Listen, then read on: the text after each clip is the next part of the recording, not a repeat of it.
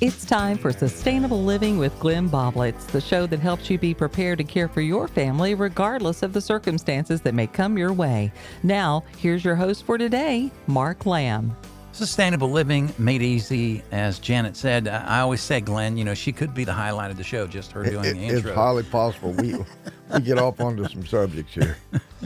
So, cold weather. I was thinking, maybe for a future show on how to stay warm in case the lights go out and we're dealing with, upper mid-20s like we're going to be looking at, even some... I think next week it's supposed to have some really cold nights. Really? Okay. Yeah, it said 5. Wow.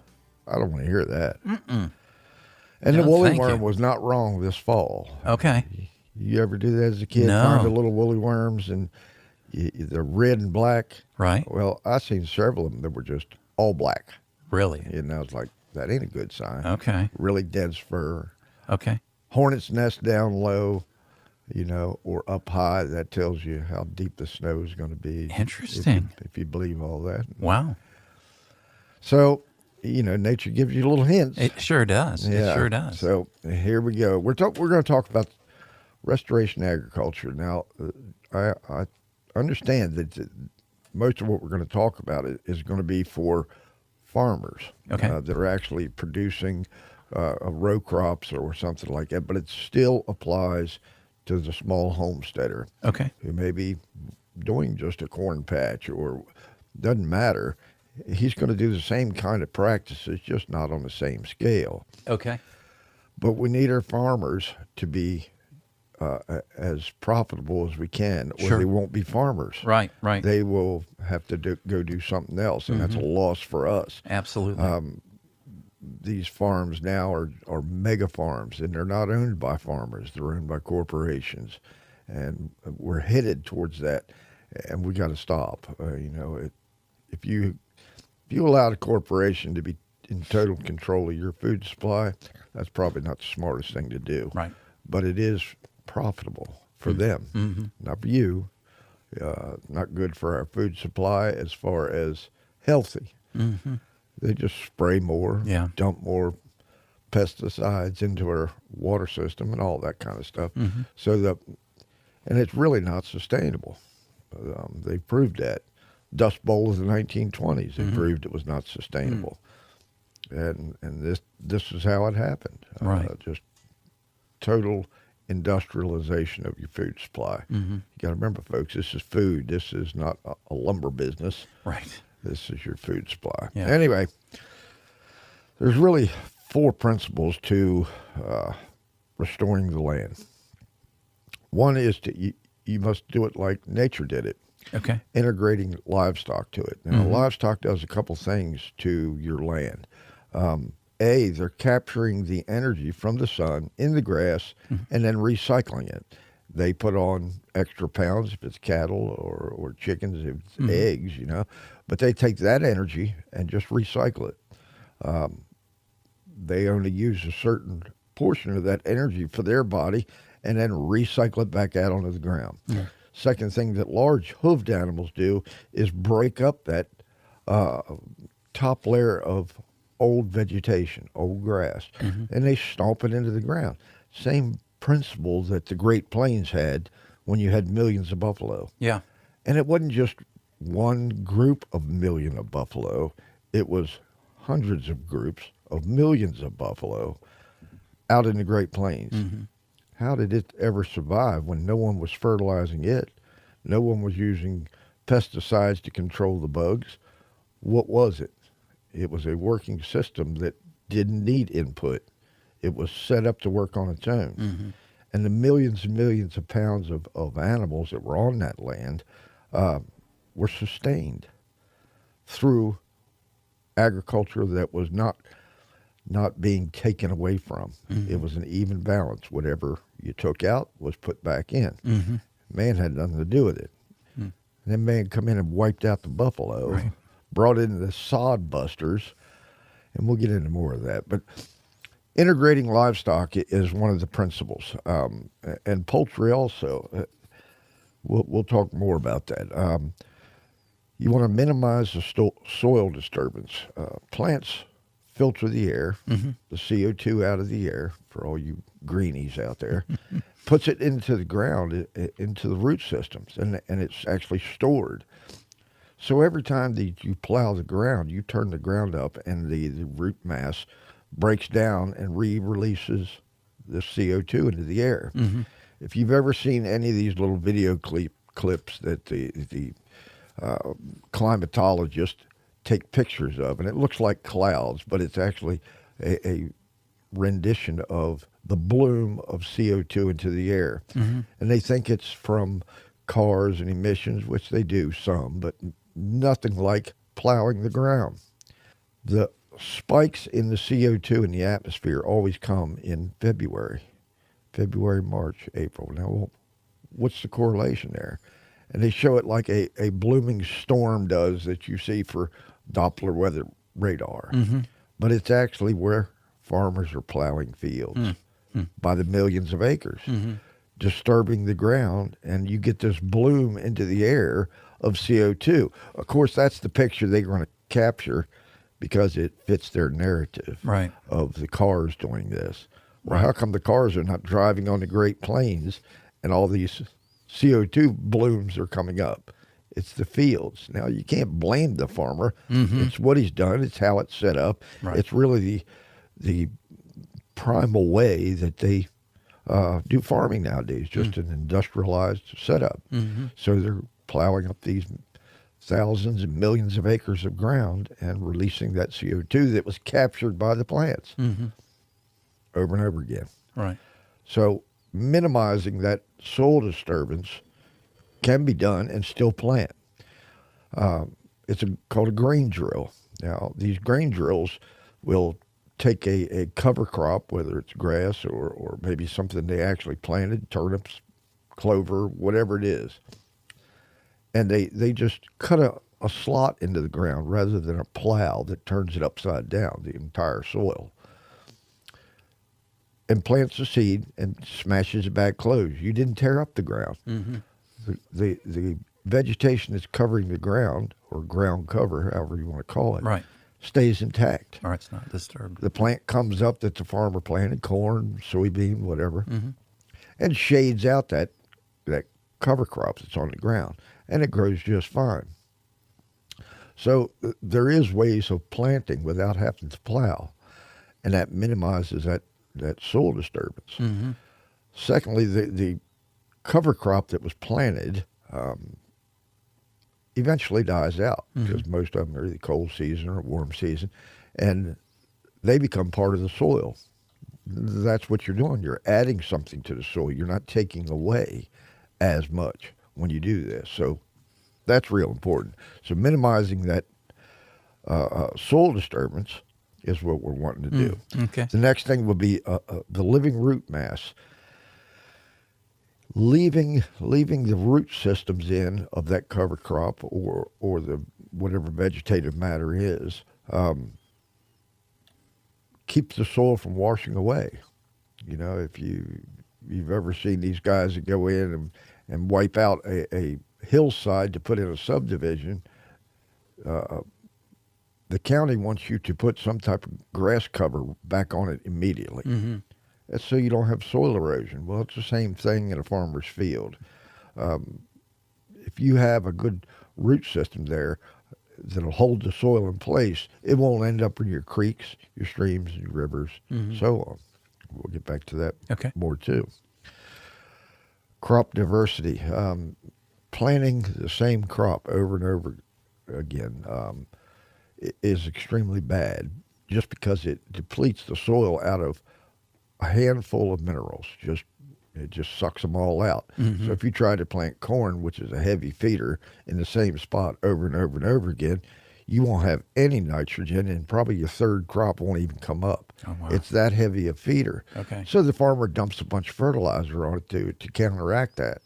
Well, modern farmers figured out pretty quick that they can't even do that. There's not enough fertilizer they can dump on it and still be profitable. So they need help. So they figured out, probably borrowed this from the Indians, that you plant beans on a rotational crop. If you planted corn this year, you plant beans the next year. Why would you do that? Well, the beans put nitrogen in the soil from the atmosphere, pulls it in through the plants, Oh, wow. puts it in the root system. Interesting. The farmer can still get a crop from those beans, soybeans, whatever he's planting, but it added nitrogen to the soil. Some people will plant different type of legumes, which is a bean, and just plow them all under. They grew them through the late season and just plow it under, so they didn't have to actually put nitrogen fertilizer, or at least not as much.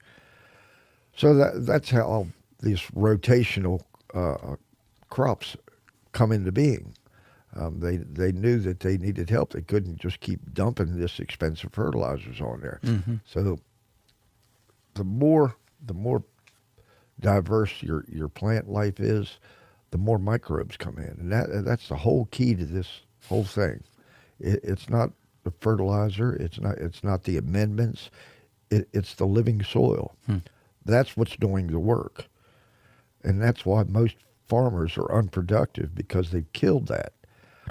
Now they have to supplement that soil with something artificial, a petroleum-based fertilizer and amendments, which is extremely expensive as compared to having nature do it.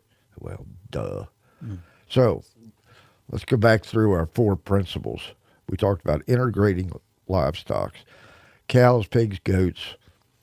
Not only do they break up the soil to have the vegetative matter be the beginning of composting, is what it is. You got to break down the hard tissues of these plants and let the microbes start all over. They break down to even smaller pieces, worms, all of them working together, if you haven't killed them. But the animals themselves add a microbiome into the soil, because whatever comes in goes out. So you have cattle that their manure is deposited directly back onto the field. Whatever their body didn't use, the excess gets deposited on the field. So you're getting an automatic fertilizer system with the cattle. Okay.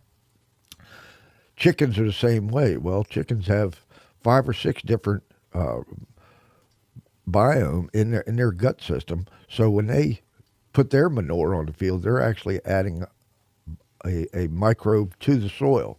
The more microbes you have, the more your plants will survive, because each microbe has a different job.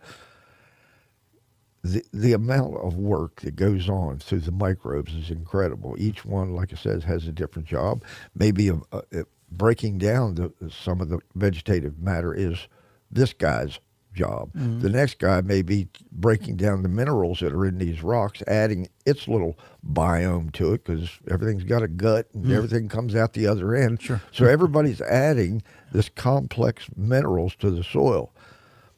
The plants are uptaking all this stuff as part of their immune system.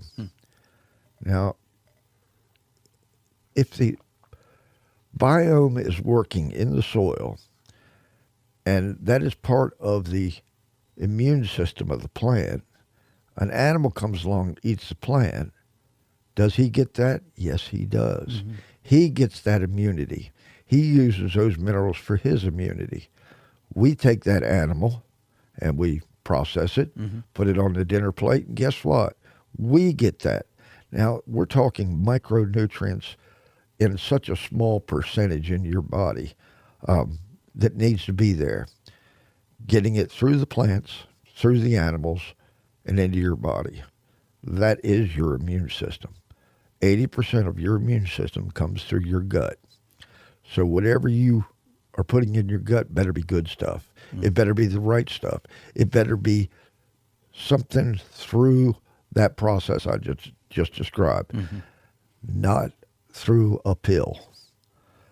The pills that we take, not all of them, of course, but through GNC, you know, when you think you're doing good, it's not the same. The minerals in food are so small that your body can pass them through a cellular membrane into your body, into your tissues. The stuff you're getting from the store is like trying to swallow a basketball. Your cell can't swallow a basketball. Right. It must be colloidal, meaning it can pass through that cellular membrane, so your body can actually use it. Now, you crave things in your daily life. You go, I want a pickle. I don't know why. It's because your body's saying, I need this mineral. So it starts searching for that mineral and where did I get it last time? Now, this is all automated systems in your brain that says if you eat the pickle, you're going to get magnesium. So your body craves a pickle. That's what's happening. Even though you've been taking magnesium as a pill, and I watched you do it, you're not getting the full effect because you've clogged up the receptors with a basketball. So your brain's not getting the signal anymore. You see that? It turned the switch off because your body's all made of electrochemical switches. Right. And it's turned the switch off because it thinks it has enough. It's packed full of magnesium, but your body can't use it yet until it breaks it down, which may take months, and break that basketball down to the size you can actually absorb it. And that's what it's about. So that's why it's real important to have your food supply as healthy, nutritional as possible. So that's how that part is done. Wow. So that's why it's important to get these minerals from a healthy food supply. When this farmer sprays a field, he's shortcutted that circuit. Now he gets a report back from his local ag guy that says your field is deficient in selenium and lime and nitrogen, so you need to buy this. And that's what they do. They buy these minerals and things that are processed and put them on the field. Well, the plants can't uptake that easily because it's not been broken down small enough. And it's the same principle. It has to be broken down first. By what? By either rainwater diluting it and breaking it down, which still takes a long time because it's a petroleum base. Oil and water don't mix. And if your fertilizers are made from petroleum, they're not going to be very soluble in water. So you have a few little microbes out there trying to break this stuff down that they're not used to breaking down. It's in too large of a form. They will eventually get it if you haven't killed all the microbes. So you can see having a better source of nutrients and minerals and nitrogen fertilizers on your soil that's already broken down into very small particles, your plant can uptake it much more easily. That's why they have to dump so much, because they can't uptake it fast enough. If you had a natural source of fertilizer that's already been broken down once by either digestion of the animals that you have, or the worms or the microbes, it's very easily picked up by the plants, which then is passed on to the animals, which is then passed on to us. So that cycle is not broken. It is actually working together. We need to get back to that. It's far cheaper. Now, is it a quick fix that you can just take a pill and do that? No. It may take 4 to 5 years to build your soil back up. I don't think there's a farmer out there that can equipped to handle a 4 to 5 year input with nothing back in his pocket that first year. It's just, it seems like a bad investment, but it's really not. You're unsustainable. You will eventually fail because you just can't put enough input chemically to have it sustain itself. So it's a hard sell, extremely hard sell. But more and more farmers are going, you need to come check out my farm. It's working. We had a few lean years because we didn't put all that out there. But now it's starting to work. And once they see it's starting to work, then they can do it. Most of them will do a test piece, a test field, a test plot. And once they see it work, they go, holy crap. They're all in, but they got to see it first. They have to be educated to it, It's a lot to it. The living soil has been studied now heavily studied for 20 years, and every day there's an aha moment. Right. Right. So it's not like some quick fix. Kind of like medicine. You know, they found things that work and they never tried to change it. Well, what if there was something better? And they're finding better ways. Herbalists have exploded over the past 10 years because they find that some of the herbal remedies are better than chemically made medicines with far less side effects. Oh, yeah. Yeah. So it just makes sense to educate yourself, prove it to yourself, and if it works for you, then that's what you should do. Yeah. Back to the second principle of minimizing soil disturbance. I took one of our gardens and did the back to Eden method, where I did not rototill up the garden. I covered the garden in green wood chips, which are just vegetable matter. The first year, we had a panic moment because I didn't know enough to put down a really heavy dose of fertilizer and inoculate the wood chips. So it sucked all the nitrogen out of the soil because it needs nitrogen for the decomposition process. Once it decomposes down, it releases the nitrogen. Right. But I put all this green chips down, and it sucked all the nitrogen out of it and had a terrible crop. Well, that's because I didn't read all the way through. You know, I didn't know enough to do that. I knew just enough to be dangerous, as my wife would say. But it was fixable. Yeah. I realized that I had to add a little bit of nitrogen in the form of A, dried blood, and B, composted manures. Now that inoculated those wood chips and didn't steal the rest of my nitrogen. Okay. Second year was much better. Third year, holy cow, everything went nuts. So the third year, I had squash leaves that were 3 foot wide and up to my neck for zucchini squash. I'd never grown zucchini squash that big. And it was because I'd quit disturbing all the microbes in the soil, and they had built themselves back up. Now they were just booming. So that's a good thing, you know. Try to not do that. And if you can do that, it's hard to do on row crops. Anything like potatoes, you have to disturb the soil to get the potatoes out. But if you just disturb the soil that in the row, you can do it. Okay. And make sure you put something immediately right back over top of it, which is how I do the rest of my gardens. Second thing that the wood chips did was kept the soil at a constant temperature, so that the summer sun didn't bake my soil.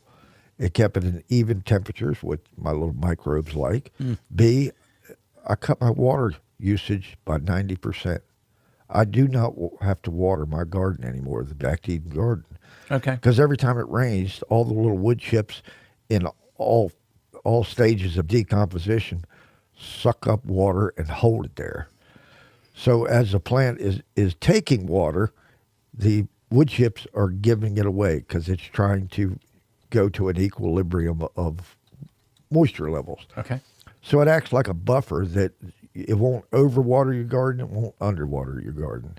It protects the soil so a hard driving rain won't beat that nice black soil and run it all to the end of my garden. I got a little slope, you know, everybody's experienced that. Or into somebody else's property. Yeah, you know, if your garden slopes a little bit, you'll always notice that the downhill side edge of your garden grows weeds like crazy. Right. That's because all the nutrients had washed down to the edge of the garden, and all that nice topsoil that you have is all now at the end of the garden, which the weeds tend to just really appreciate.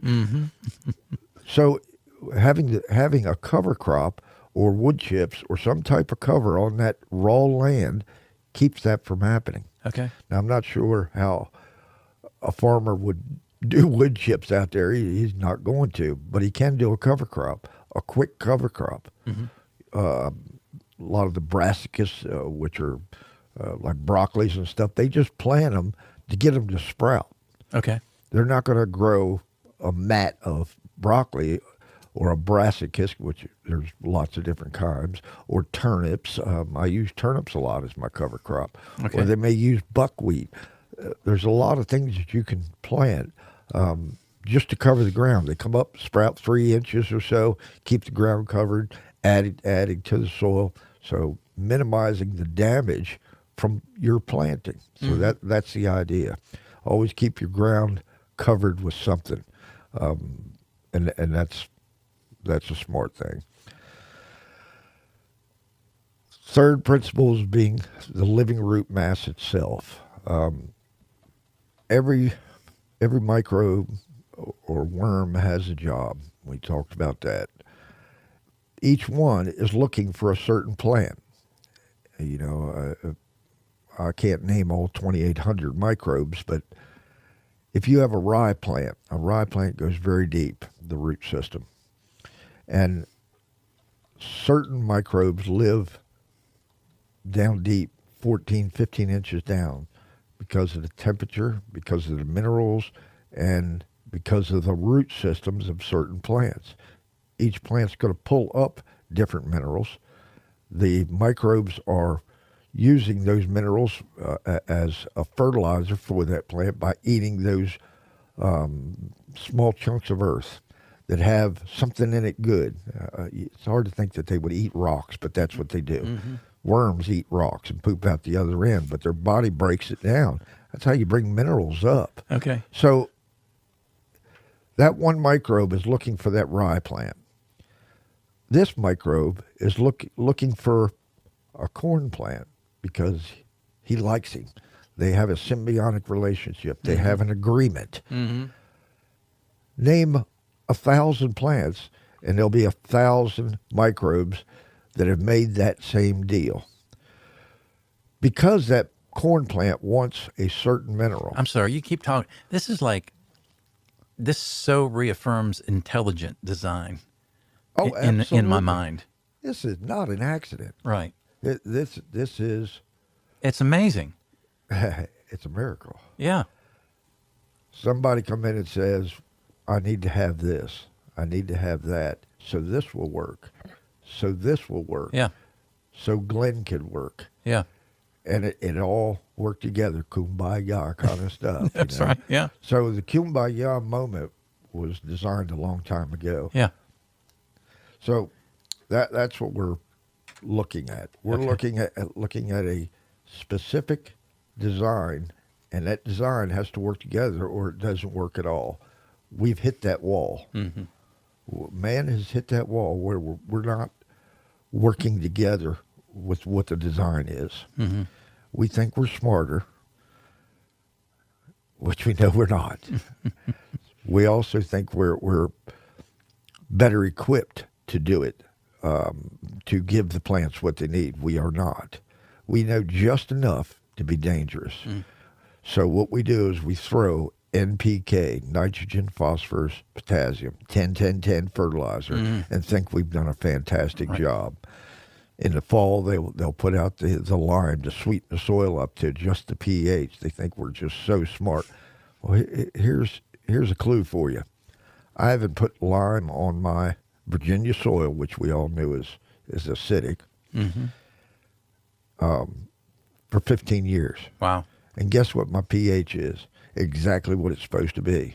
Because that particular garden is being designed as it was originally intended. Just like the woods. You look over the woods, there's nobody fertilizing. There's something going on over there. There's nobody fertilizing Seems that to woods. prosper every year.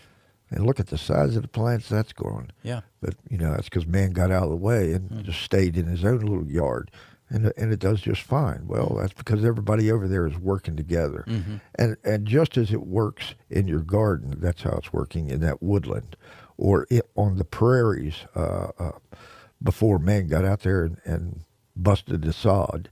They called them sod busters because the sod was so thick with biodiversity and root mass that they couldn't hardly break through it. Yeah. That's why the oxen was brought west.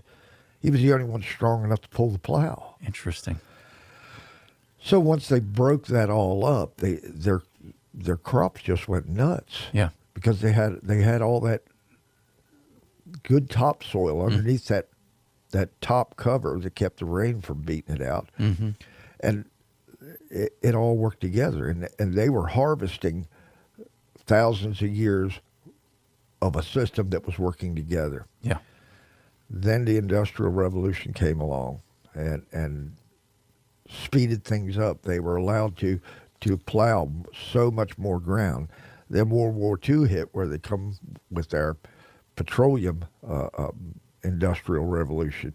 And they go, well, we've got all these chemicals and we're really good at it. Let's just make artificial nitrogen, and we can use petroleum to do it. Then they needed pesticides because they shortcutted the circuit. Now bugs showed up. So you can see the pest problem for crops is a man-made problem. It is not a nature-made problem. Right. You made the plant weak. Bugs just took advantage of it. Predator-prey kind of thing. The prey gets weak, the predator comes in, takes out the weak. That's why they have to spray so much pesticides. They have a weak plant because it has no immune system. Goes all the way back what I just said, talked about where the immune system comes from. Sure. Fast forward now you have a problem. You have anemic plants. You have an anemic plant. Yeah. And the bug knows it. Good side of that is there's other pests, or there's other bugs that attack the pest. So now you got to attract those. Buckwheat's one of them. Right. That's why some farmers will mix buckwheat in their field so they don't have to spray as much. It attracts the parasitic wasps, the little mason bees, all kinds of good stuff going on there. But we're not doing it fast enough. Nature can't keep up with the poisoning of the soil. Ergo, plants continue to be weak. But the people that are doing this restoration agriculture are finding out that they not only don't have to fertilize as much, they don't have to spray as much of pesticides either, which is a cycle that they're breaking of killing all the good microbiomes in the soil. Now, I am not some super duper expert at this, but I know where a bunch of them are. They're all over the internet, folks. This is not me telling you I am the authority here. I am the guy that just had a holy crap moment when I realized, I was screwing up on my own little patch of ground. But I'm not anymore. I don't do that anymore. I don't spray. That was first thing. And then I don't fertilize with any kind of chemicals. Now my food tastes 10 times better. And ain't that what we're after? Oh, yeah. I mean, there's only a couple reasons that you would buy food like that. Is A, for the taste, B, for the nutrition. So when you go to the store, you bite into that apple from the store. Is it juicy? Is it sweet? It's none of the above. You get a tomato from a restaurant. It has no flavor whatsoever.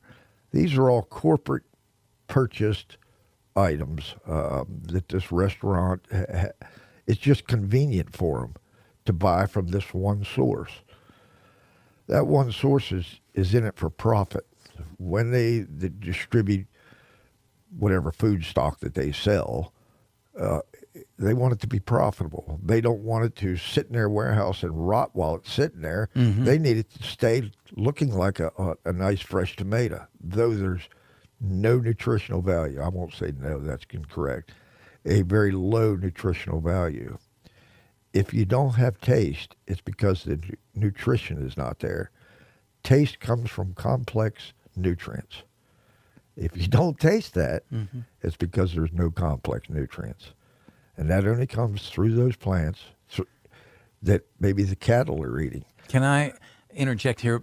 With the advent of just so many spices in everything now, we're sort of like, did you realize that ketchup was invented to hide the taste of meat because it tasted so terrible way back when? That was a way that you could consume meat, all right?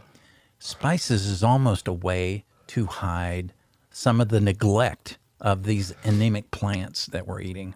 It may not be a bad taste. It's mostly no taste. Right. if you've ever eaten an apple pie, it doesn't taste like apples. It tastes like sugar and cinnamon, which is not a bad thing. Right.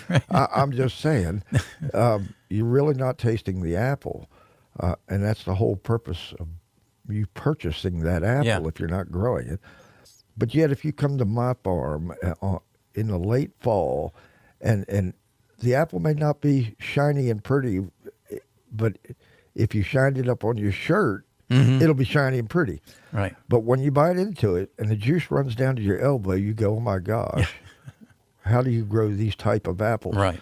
It's the same apple tree that somebody else is growing. A, I have living soils under that tree. B, I allow it to ripen. That's the only way you get fruit, folks, is they pick it unripe. Because all the ripening process usually happens in the last 2 to 3 weeks. Right. And then it gets too much sugar. It stops that process, and decomposition starts. That's where you lose profits if you're a farmer, when things start to rot in the cooler. So they go, okay, we just won't pick it like that, and we'll dunk it in wax and this chemical inhibitor, and there's all kinds of things that they do to our food so it stays inert. And it's none of them are good. I mean, if you looked at it, what they're putting on your food, you go, I would not put that on my breakfast cereal, so I don't believe I want that on the rest of my food. Yeah. But they have to have it in order to be profitable. Right. So somehow we got cut out of the equation. And the only way to solve that is to grow it yourself, to co-op grow it. Co-op meaning you put in some sweat equity so the farmer doesn't have to work so hard. Whatever it is, you have to get out of that industrial farming mode. Yeah. Whether you're the purchaser or the producer. If you want to produce nutritional food, you need to do something different. And that's pretty much where we're headed to with this restoration agriculture. It is profitable not to put the fertilizers on it, not or chemical fertilizers, not to spray. When they spray and all this stuff on the fertilizer on their fields, they're also killing so many good bugs, and there are good bugs like the honeybee, like all the little mason bees. It's a shotgun approach, and you may be doing more damage to your environment than what you know. Yes, you may get a nice crop of potatoes or tomatoes, but you wiped out, somebody's honeybees because they just get weak, sick, and die.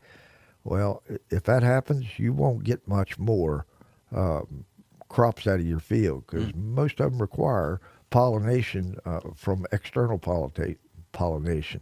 There are some self-pollinating fruits and vegetables, but not many.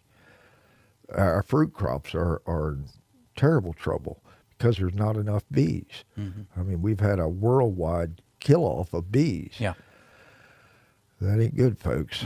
Some countries like Japan, which is known for pears, believe it or not, they actually have to hand fertilize the flowers in order to get some of the pears that they want because there's not enough bees.